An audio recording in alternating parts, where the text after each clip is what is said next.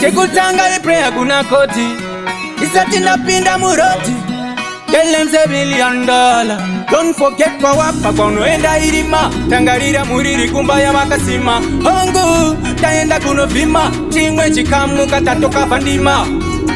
Warizira yangu ndoda mukoronga Yapota kumberi uko ndisaporonga Munoziva chise chandichanonga Chandichaponga Pauchasevane mutokana ne nyama Mupenyu wa usive tunokupa mnyama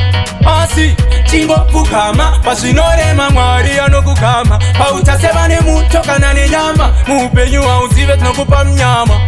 Asi chingo kukama Pashinorema mwari anokukama Nekuti ukangopanika wataika Cheka red line usati wadarika Usamanye toti unoshika Tarisa pa unotika Anditika oramba uchishumira Kunyangwe mepo wakatumira Mwari ariko iwe ingo kumbira Makomborero hopo anokutumira Pauchasevane mutokana ne nyama Mupenyu wa usive tunokupa mnyama Asi chingo kukama Pashinorema mwari anokukama Pauchasevane mutokana ne nyama Mupenyu wa usive tunokupa mnyama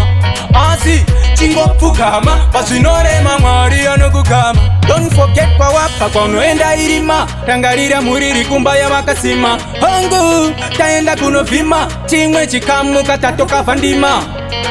Warizira yangu ndoda mukoronga Yapota kumberi uko ndisaporonga Munoziva chise chandichaponga Chandichaponga Pauchasevane mutokana ne nyama Mupenyu wa usive tunokupa mnyama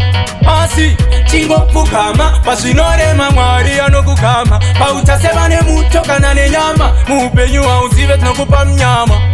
Asi chingo kukama Pashinorema mwari anokukama Nekuti ukangopanika wataika Cheka red line usati wadarika Usamanye toti unoshika Tarisa pa unotika Anditika oramba uchishumira Kunyangwe mepo wakatumira Mwari ariko iwe ingo kumbira Makomborero hopo anokutumira Pauchasevane mutokana ne nyama Mupenyu wa usive tunokupa mnyama Asi chingo kukama Pashinorema mwari anokukama Pauchasevane mutokana ne nyama Mupenyu wa usive tunokupa mnyama Asi chingo kukama Pashinorema mwari anokukama